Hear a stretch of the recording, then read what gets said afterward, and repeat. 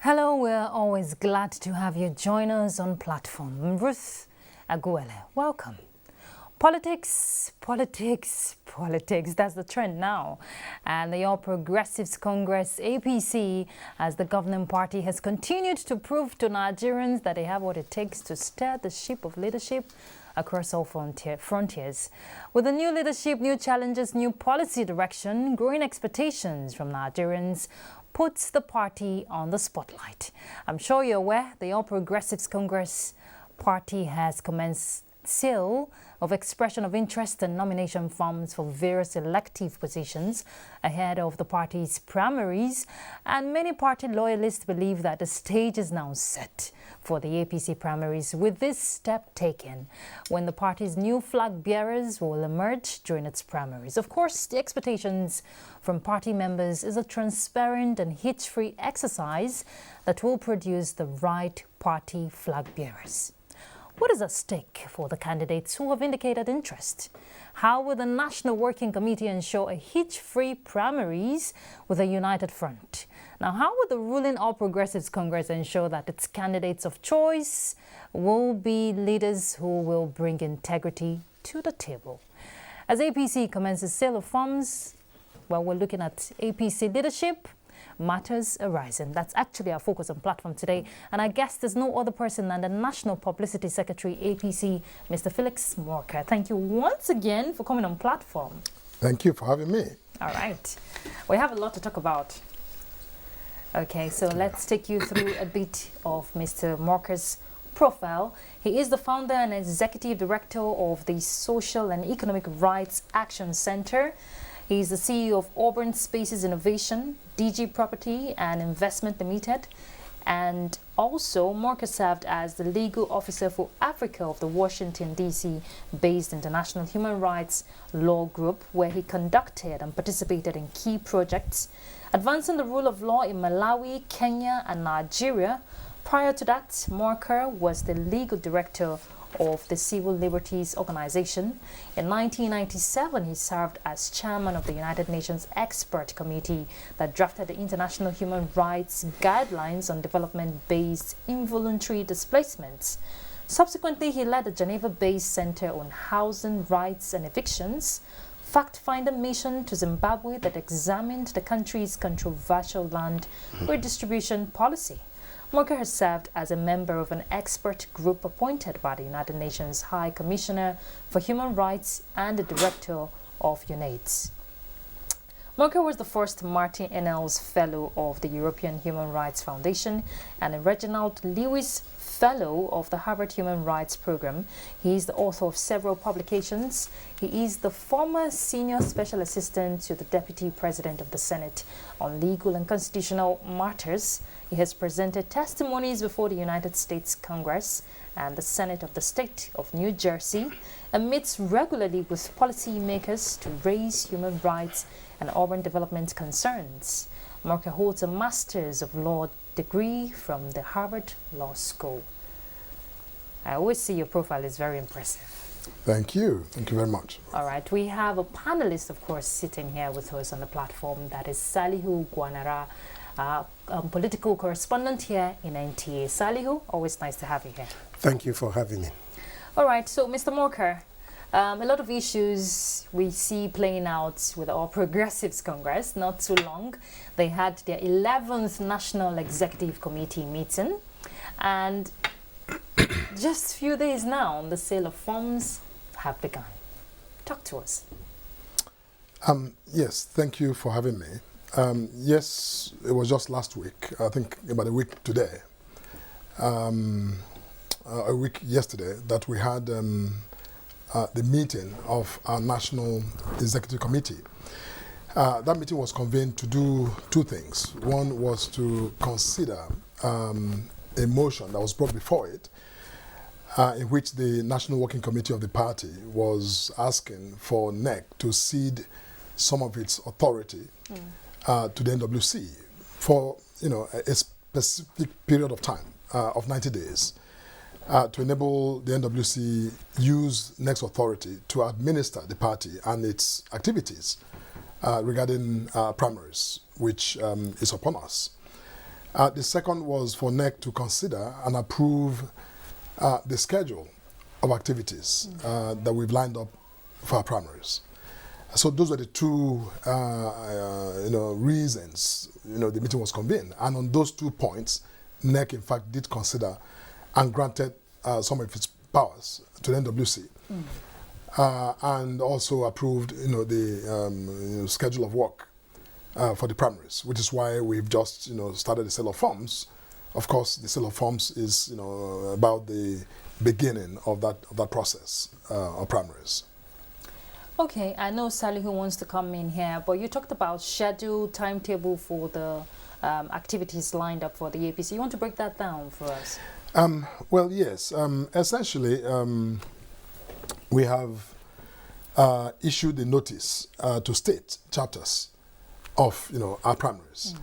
I think, it's a lot, but I think I'll just probably just go to the key things. Yes. We've just begun the sale of forms, the screening, publication of screening results, and the primary election itself have been scheduled. For example, for the primary elections, we're beginning with our governorship primaries.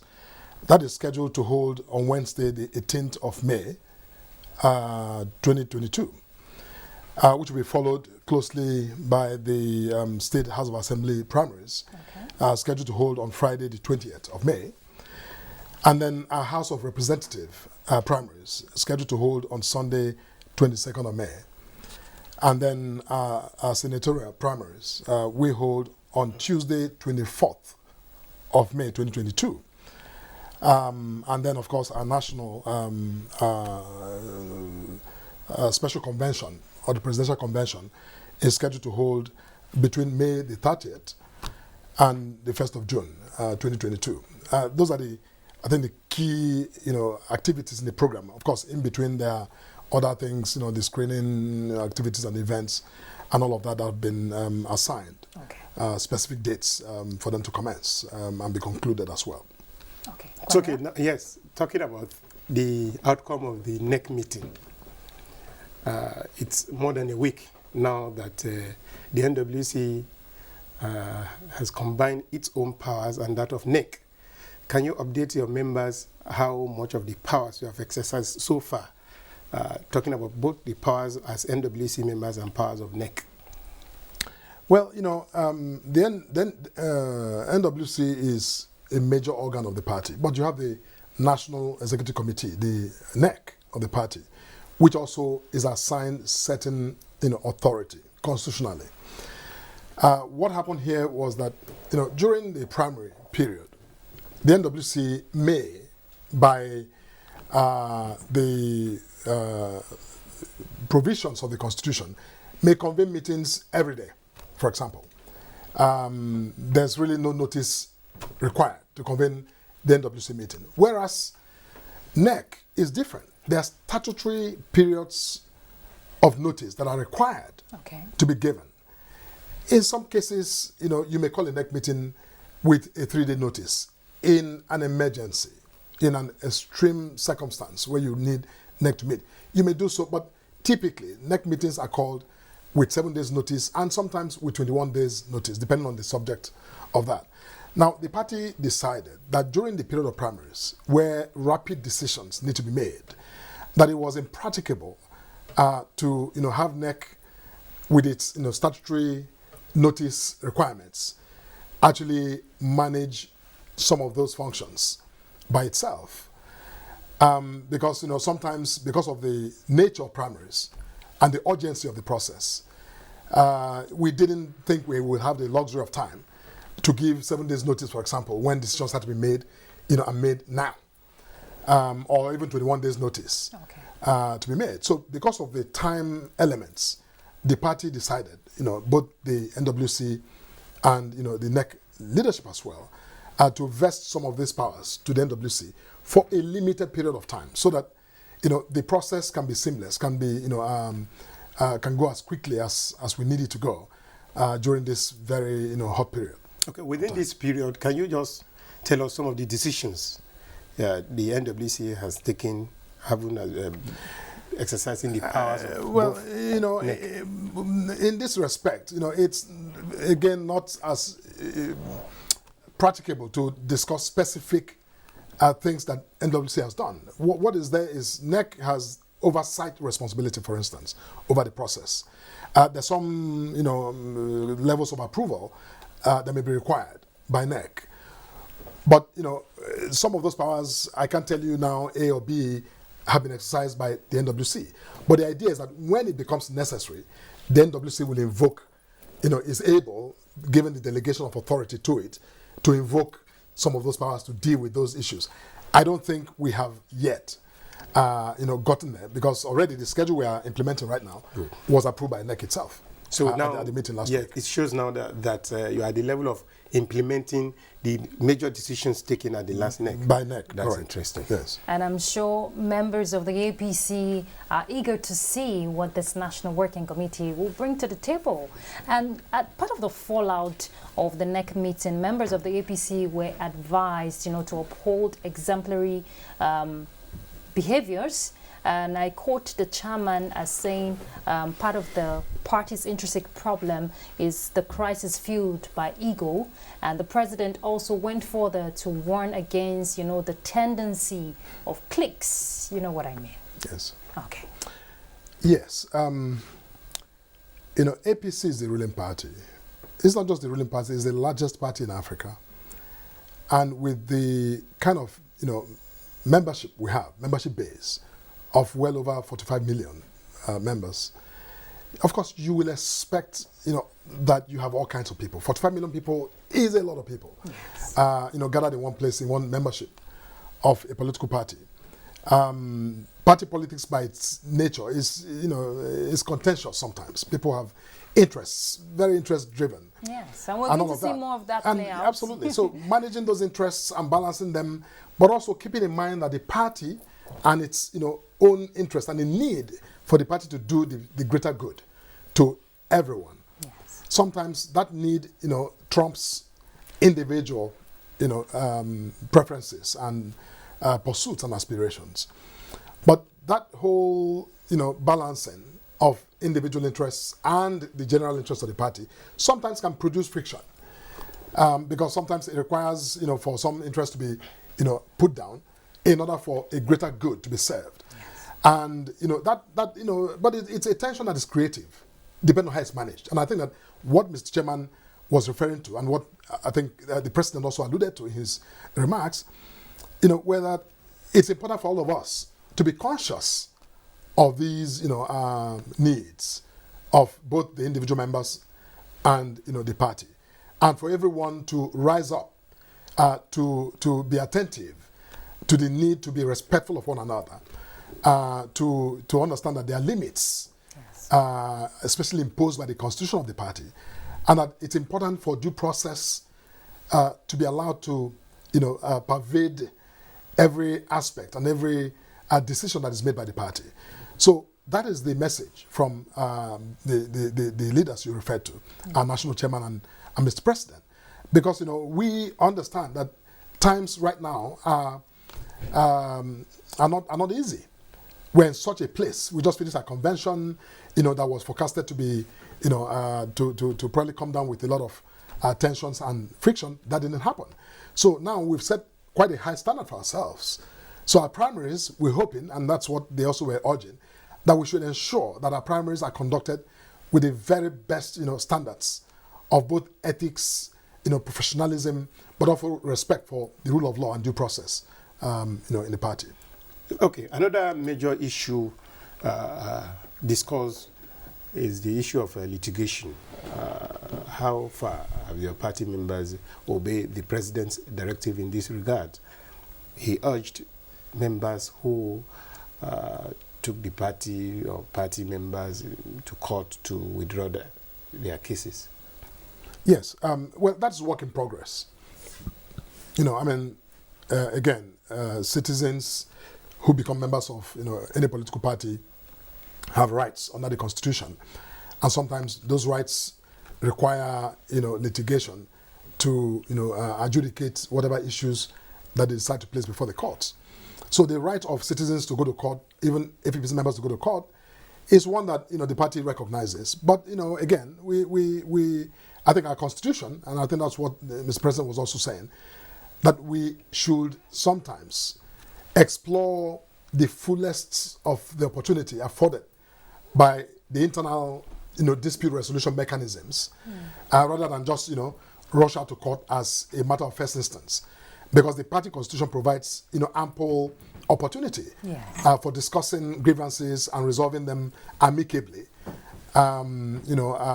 before maybe as a last resort to go to court. But of course, some people in their sort of zeal to vent and to push their point may just dash off to court and then complicate everything and even deny the party the opportunity to promote peace and promote reconciliation and promote the common good of the party. We get to see that. Yes, absolutely. So the message from Mr. President is that every party member who has gone to court should reconsider, and withdraw, and bring matters before the party. And again, our chairman, our national chairman, as you may know, was also the chairman of our reconciliation committee back then. So he's somebody who is knowledgeable and has hands-on understanding of some of these tensions and flashpoints in the party. And I'm quite sure that even as we have begun working at the NWC level, you can see already some of the engagements he's promoting, again seeking to bring the peace to some of these chapters of the party that hitherto were either in court or were really out there in the open. Now we're talking about still the need to build internal peace within party members. I think some of the innovations I noticed, especially now that you are selling forms to aspirants, is a new guideline. Though I don't have details of the guideline, they said it's official. There is the guideline. In the guidelines, it contain are there issues there that will guide aspirants, and maybe by the time they become candidates, are there some things mentioned that will guide their conduct to safeguard the future frictions? Yes, the guideline has provisions that encourage, as I said, this sort of amicable resolution of issues, and because it's a guideline, it lays out some of the broad processes that aspirants should follow in the process. Because see, part of what creates conflicts and tension is that lack of information and understanding of what ought to be done. But the guideline that we're putting out is looking to clarify some of these issues so that people have common understanding of what is expected both from the party and from the aspirants, and the steps they must follow from point A to point B, so that at the end of the day, both their conduct and the response, or the if you will, the role of the party itself, both conform to some level of agreement with these expected process that is stipulated in the guidelines. And part of the guidelines, if I am correct, stipulates that political appointees aspiring to participate in the primaries are expected to resign 30 days after the conduct of the primaries. Clarify that for us. Well, I guess the reference in it, first of all, has to do with the Electoral Act, which provides that people who intend to run for office at congresses and all of that should resign their appointments before the primaries or before those congresses. Now, significantly, the Electoral Act didn't impose a timeline by which these appointees must resign or ought to resign. It simply says they must resign before. But you get a lot of, I think, misconceptions and misstatements of the Electoral Act. People asking, I've been asked many times, some of your ministers who are in this government, who have not resigned, what does the, what is the party meaning to do? Yes. And my answer up until now is to say that, yes, the Electoral Act actually demands that, even though I must, add a footnote that that provision itself is in litigation, because, as you know, there was a judgment that actually struck down that provision, But we're a party. We're not, the judicial arm of So what's the government. stance of the party now regarding that? Look, our guidelines, the final guidelines will be issued momentarily. And in that document, we will, again, set out the party's policy. So for now, on this issue, they can participate in the primaries and still hold their political positions? No, I've not said that. Because I'm saying that, again, the answer to that question is subject to the detailing that we expect to be contained in the guidelines of that will govern this process of primaries. So in a couple of days we will have the final guidelines out there, and it will specify those conditions and the requirements that aspirants must meet to be eligible to participate in the primaries. And just to get that clarified properly, the interests of party members, was it put into consideration? Because everybody's entitled to participate. Say that again. In the interest of the candidates who are vying for different elective positions, yes, even though they're holding political offices right now, was it put into consideration that for that united front of the party members not to be aggrieved and all of that? Was that? No, absolutely. I mean, that's the purpose of the guideline is to set common standards that broadly applies to everyone, so that if, for example, you are a political office holder, you then have advance notice that you're required, for example, to resign, assuming that that's what the guideline eventually stipulates. Okay.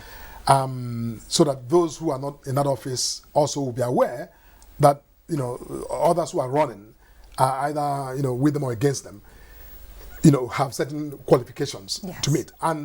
But of course, ultimately, we're going to have screening committees that have authority to ensure that all of the provisions, not just in the guidelines or in our party constitution, but also in the Electoral Act, are met by all the aspirants. They must qualify, and that's why we have screening, because our screening is where a committee will look at the details of the requirements that each aspirant for every office must meet in order to become eligible to run. And sometimes the committee has powers, and that's why it's a committee, to actually recommend against aspirants who do not meet the stated requirements. And that's why in our schedule as well, we have not just the screening, but we have a timeline for the publication of the results of screening. So whatever the outcome of screening will be published, will be placed in a national daily, so that no one is left in doubt as to who made it through to the next level and who didn't make it through to the next level.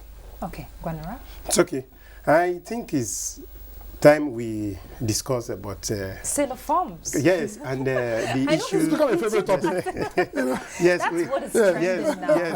yes, and talk about because if you look at it now, talking about the sale of form, it's the foundation the party's laying.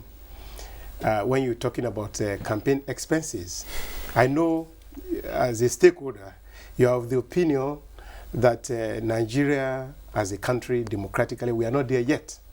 And that is why people have a lot of misconception about when it comes to expenses.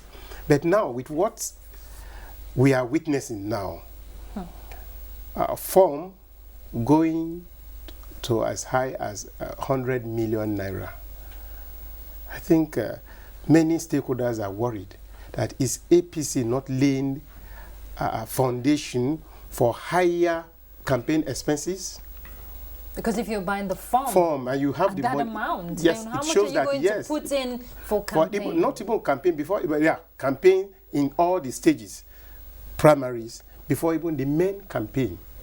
Okay, before I get to that, let me again clarify that APC as a party, that we are very attentive to the kinds of members we have and the different categories of members that we have. And we have special categories of members in the party who we expect and we encourage to run for these offices.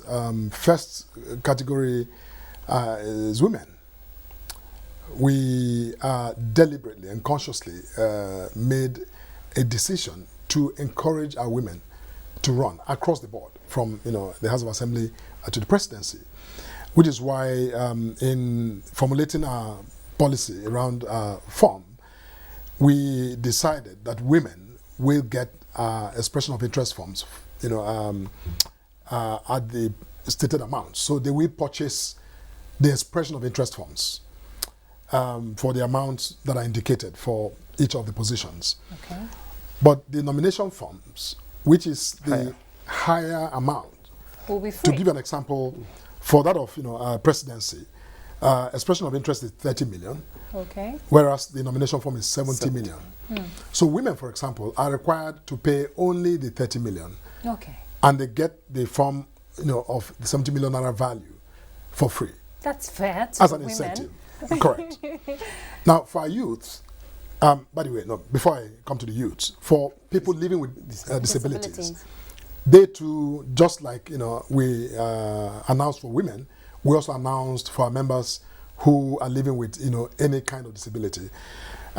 They too are able to purchase an expression of interest form, just to show commitment, just like the women as well. They want to say, look, you want to be president of Nigeria, show some commitment. Yes, because the question on the lips of many Nigerians will be, okay, if it's so high for the presidency, women are disenfranchised, because we get to see a lot of women who want to show interest in politics don't even have that support. I agree. But that's why we made this variegated sort of fee structure for women and for people living with disability. Now, for our youth, they too are required to purchase expression of interest forms, but then they get 50% discount on the nomination forms, so that those of our youth, members who are between the ages of 25, to 40, are enabled and encouraged to run with this, 50% discount on the nomination form. Okay. Now, having said that, let me come to the gist of your question, and that is that, we are a political party with responsibilities to undertake. Now, as a party, we do not have, our parties, not just our party, most parties, if not all of the parties in this country, do not have any kind of dedicated or statutory allocation for its operations. So political parties are expected to raise money to fund their own expenses. That's one point. Second point that I make is that these, figures, when you talk about them, they sound big, and they are big within, our context. Yes. As I said on a different program, if you give me 100 million naira, I'm going to jump, up 100 million times, in celebration. So it's a lot of money, no doubt. But this fund is also plowed back, will be distributed back to the state chapters of the party to support the election of the candidates when they become candidates. So at the end of the primaries, we're going to have candidates. So anyone who competes in any position, who gets the ticket of the party, will become the beneficiary of, massive allocations. That is when they don't have the capacity to carry on. No. Okay. Irrespective of, even if you're the richest aspirant, you still once be you become given a the candidate, support. The party necessarily, mandatorily, Okay. gives support to those candidates.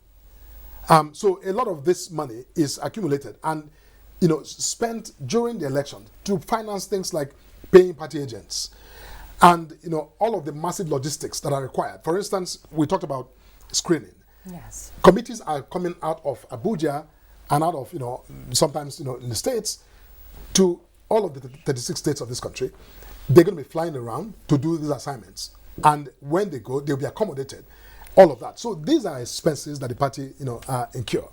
Now, the other point is that, the reason this is, a news item, as it is that in other countries, people have processes, very institutionalized processes, where, super PACs is what they're called, raise funds to support, aspirants. We are not there yet. We have not evolved our democracy, to that level, where people make contributions, not just when elections are at hand. Over periods of time, they contribute to this fund to support, aspirants who represent some of their own ideas and aspiration and their vision and their commitment to, some values in their society.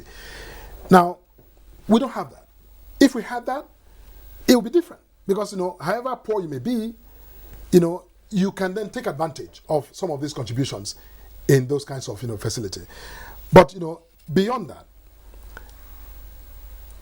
over the years, we have also had a lot of experience whereby, as we have advertised, our sale of forms, the opposition party, or parties, will actually sponsor people to purchase these forms, not because they're members of our party, not because they're interested in running, but they simply purchase the forms to come and simply, cause confusion and create crisis.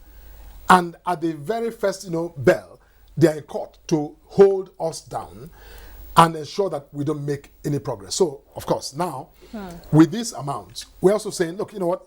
If anyone in the position, means seriously to plant, these black legs in our party and to create confusion, for presidency, give us 100 million naira. At least with that, we can hire lawyers and push back when the time comes. Okay, that's a strategy. But there's so many other, issues. The final point I make is that, this is a new committee. We're sending a signal to our party members and aspirants to say to them, we have a membership base of, over 40 million people. Take advantage of that. Reach out to this, base of the party. Reach out, sell your ideas. Don't wait until campaign to tell them, I'm going to do ABC. Begin now to appeal to your party base and to the general electorate for that matter to raise funds to support your vision. If you believe you want to lead this country at the highest level, you should clearly have something you are putting out there, that distinguishes you from, other aspirants and from people in other parties, right? Because your ideas now at primary is what you crystallize into your general, project if you get that ticket. So we're saying start now to sell your vision, sell your ideas, and ask people. I gave the example of, President Obama. When he began his, aspiration, I don't believe, former president had, millions and millions and hundreds of millions of, dollars in his account. But crowdfunding is how he built a war chest. Yes. And a lot of that money came from people, donating, $1, $5, $10, to make him, viable. Sure. And, your ability to raise funds, even at this level, for me, is a critical measure of your acceptability and your viability as an aspirant. You cannot possibly aspire to lead a nation of over 200 million people and say you cannot raise 100 million naira. That is a statement already. Because you should be able to. And by the way, in our village associations, when we set up our village associations and all of that, sometimes we go for people to be president and chairpersons of those associations who are viable, who can buy credit on their own and coordinate the affairs of our association. We don't go for the poorest people. We don't. But madam, let me just, if you don't mind, we don't. Now, the point I'm making is that I'm not suggesting that people must have money in their pocket, because that's the impression that this conversation is giving. Yes. I am saying, and just to be clear, that it is possible for someone like me, who does not have hundreds of millions of naira, and you want to be president. And and I have a right to aspire to be president. That's right? what I was getting to. But if I come to you, Ruth, and say, look, you know what, I want to run. If I manage to convince you that I'm actually, in this to, truly, pursue that aspiration, and you share my ideas and share my vision. Listen, in my family, there's some people who struggle every day to live. But if they are convinced that I'm truly serious and I have something to offer this country, some of them, even with the struggle they wage every day, we find, just, 500 naira or 200 naira, or even 100 naira to, donate to support my vision. That money can very easily, amass to something significant. Okay, Gwanara, you want to come in? Yes, I want to come in. Yes, I want to come in. Yes. Yes, in your submission, you raised very important points, talking about crowdfunding and people who are well-to-do maybe sharing in the ideas of aspirants and candidates. I think we'll have that play out very soon in our country as well, because some of your aspirants, I think, are going that way, telling us publicly that their friends are the ones coming together to. Yes. Now, talking about party funding, NWC, the new one, led by former Nasarawa State Governor, are you not looking beyond generating income internally amongst party members? This is a party with over 40 million members. Correct. Some are of the opinion that if these members genuinely, willingly, for instance, contribute 1,000 naira for the sake of the party, Correct. party with progressive ideas, Yes. it will go a long way. Must the party wait until it is time for elections before they tax people? We are in 2022, and the form goes to 2 million to as high as 100 million naira. Next election, only God knows how much the party will. So now, is the new leadership not looking at a way of generating income internally without, too much taxing aspirants? No, certainly. You've made a point which I completely agree with, and which is already, because this is the foundation that will be built on the future beyond this National Working Committee. Yes. Correct. But the fact that it's 100 million now doesn't mean it may not be less tomorrow. I mean, nobody says that it must always go up. But Yes. Let's Yes. yes, Yes. But the point you make is one that some of us are already conversing. Okay. On this committee. Every era brings forth ideas that may or may not be explored. For instance, we are talking about the Electoral Act, but that act today was the product of some thinking and some effort made to creatively address some of the challenges of the past. I mean, it's still not a perfect act, but at least everybody agrees that it's moved us a step further forward. And hopefully the next time we will move it just another step forward, and one day come to a point where we cannot say, we have a great, excellent framework, legal framework for our elections. The same way, we are, we recognize that even our party constitution does encourage, this idea of membership dues, for members. Financial membership of any organization gives you a lot of, rights and privileges. So yes, the party will exploit, but up until now, we had not explored that. We had not created the, institutional, frameworks and mechanisms to both, demand and collect. Because it's not just about demanding and collecting. You must justify. Yes. You must show that you have the ability to account for those monies. True. And show, proper accountability and transparency around them. So it requires some work to build those systems and to make them actually that transparent and workable. So yes, I am believing that this committee will be grappling with that once, some of these urgent matters, recede, that we will be grappling with this question. Because you're right. A member, even if 20 million members of the party make that 1,000 contribution, that runs into, several tens of billions of naira. Yes. And which, if the party had that, will already offset a lot of its operational costs, not just around elections, but also in running the party itself. And the other good that comes from that is that, the party becomes, somewhat autonomous financially. Yes, and because right now, most of the parties depend a lot on, going to people in appointed positions and what to they get raise funds from them. and and that builds dependency, and it builds some level of Mr. compromise. Morka, you know what this will also build for the kind of confidence to build for party members, that sense of commitment, that sense of belonging. Absolutely. Ownership of the party. Yeah. So beyond this whole, we're talking about the sale of forms, the price and all of that, building confidence in party members is critical. And now the primaries are just around the corner. Will there be due process? Will it be adhered to?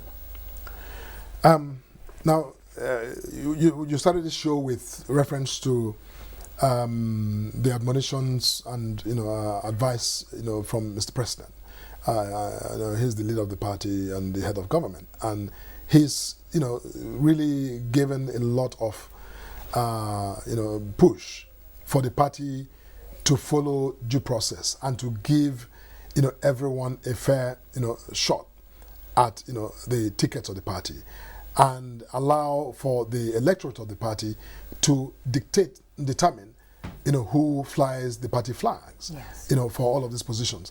So yes, the need for compliance with these due process requirements is supreme. And I think that this NWC is in fact determined to ensure that that is done.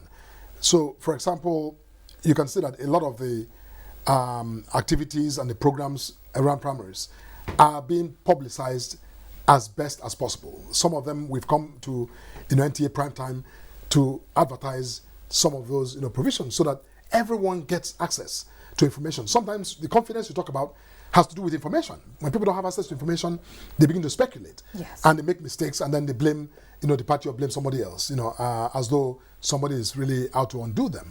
But we are hoping that we create that level playing field so that all the aspirants in this process, we have access to information. You don't need to come to the party headquarters, which is why we're putting that on the public space, advertising in newspapers, on national television, so that information will be readily available online as well. We're using every medium to publicize some of this information so that people have a fair access to the guidelines and to some of what is required of them. And for the women, we've seen a new leadership from top. What should members of the party and the electorates in general be expecting, for the women? Yes, in APC as a progressive party, we put a lot of premium on the participation of our women. We don't just believe that women should be able to participate. We actually speak the language of enabling women to participate. And there's a clear-cut intentment behind that, and which is why, again, as I said earlier, we gave a lot of financial incentive to our women to come into the process. And just a couple of days ago, I think our First Lady also encouraged the leadership of the party, yes. and all of the leaders everywhere to do everything possible to have women as running mates and as deputies. But I will even add that we are hoping that our women will take the lead in competing for these positions. It shouldn't just be about serving in a position of running mates. I think that the more women who come in, who have competencies and that sort of desire to serve, should actually come forward. And personally, because yes. I asked about the women during primaries, that's where a lot plays out. Correct. But I think that the more women who express interest and who come forward, we have a lot of competent women. I don't think that's even the conversation. Women are just as competent as men, and they are bound in every sector and sphere of life. So we are saying to the women to step forward. You see, part of the problem is that because of that culture you speak to, the history, many women don't have again, that don't feel like they have the confidence or feel like they will get that whole level playing field.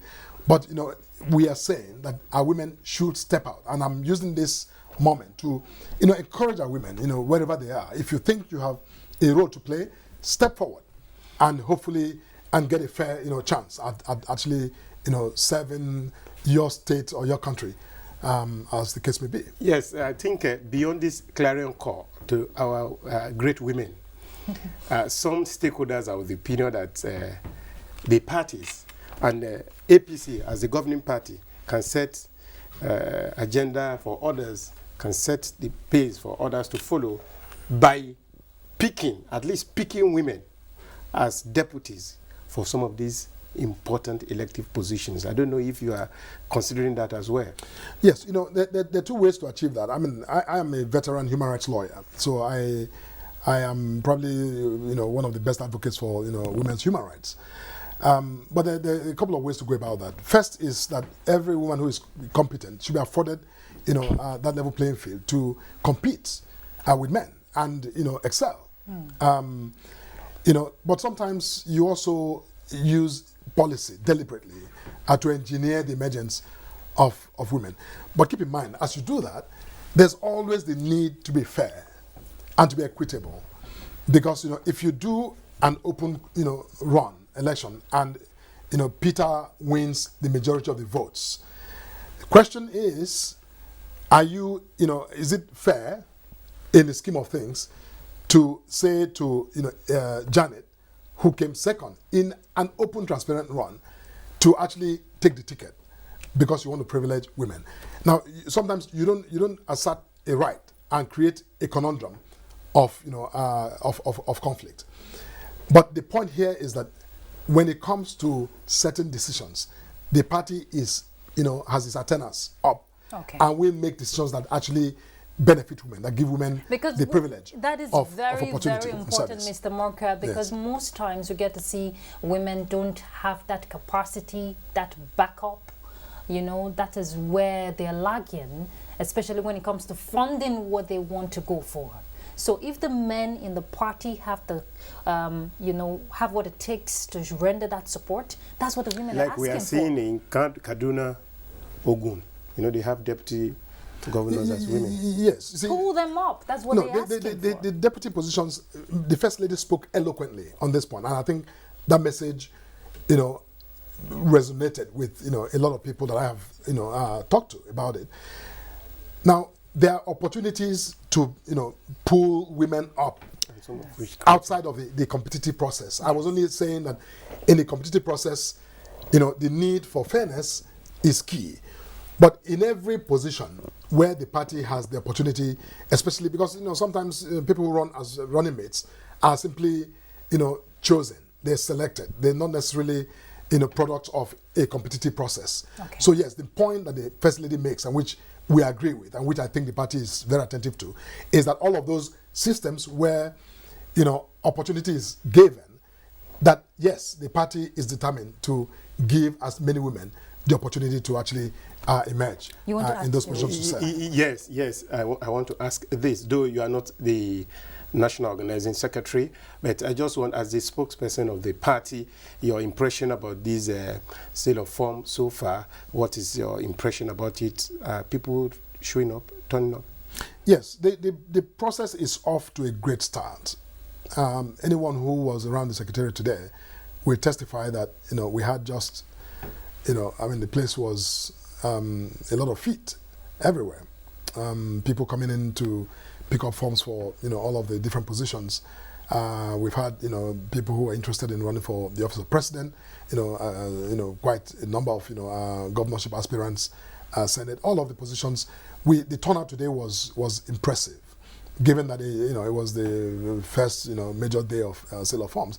It was really impressive, and I think that tomorrow we're expecting even more people. But already we have notice of people who are paid, but who have not come physically to pick up the forms, because some of them have to travel from their locations to Abuja to get that done. So in the coming days, yes, we're expecting a huge turnout. But today was certainly a good day for a start. Okay, we're winding down gradually.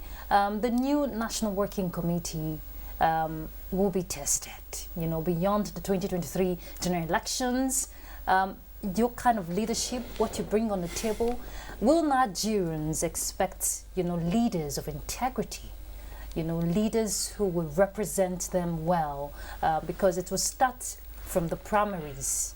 That's where it will start playing out, the test. So what is your message to Nigerians at this time? Yes, we on the NWC are keenly aware of our current place in history, especially in the effort to pull this country, together and to, chart a more assured path, forward on all fronts, from the economy to, security to just everyday living. I think that we're not, that message in that point is not lost. Okay. And that is the message that the committee is now trying to, disseminate to those who aspire to run. And because I think the first test of that is really how people carry themselves. Yes. I listened today to some of the people who have come in for governorship forms and even the presidency, and they're taking a cue from Mr. President and the national chairman and saying, look, they're expressing commitment to go back and do the best they can to ensure that this process is as mature and as rancor-free as possible, and so that at the end of the day, the message and the signal that we deliver to Nigerians is that those who emerge from this process of primaries are people who are determined to take office, to run, first of all, compete at the general election, compete squarely, and hopefully win those positions and form a government that will hopefully improve on the record. Okay. I might add the good stellar record of this administration, and deliver to Nigerians a standard of care and governance that they truly deserve. All right. In the months and years to come. I'm afraid time up. Thank you very much, Mr. Felix Ruth. Morka. Thank you for your time and always showing up when we need you here on platform. Thank you. Thank you so much. Thank you. Thank you so much. Thank you. Thanks for having me. Salihu Gwanera, our NTA political correspondent. Thank you very much for your time. Thank you. Thank you for having me. All right, for the past 15 minutes and more, we have been talking about APC leadership matters arising. Now, to say democracy is by the people, for the people, and of the people, whichever way it comes, Nigerians just want to enjoy the dividends of democracy. Whether you're in the ruling party or opposition party, just do right. That's Platform. I'm Ruth Aguilera. Bye.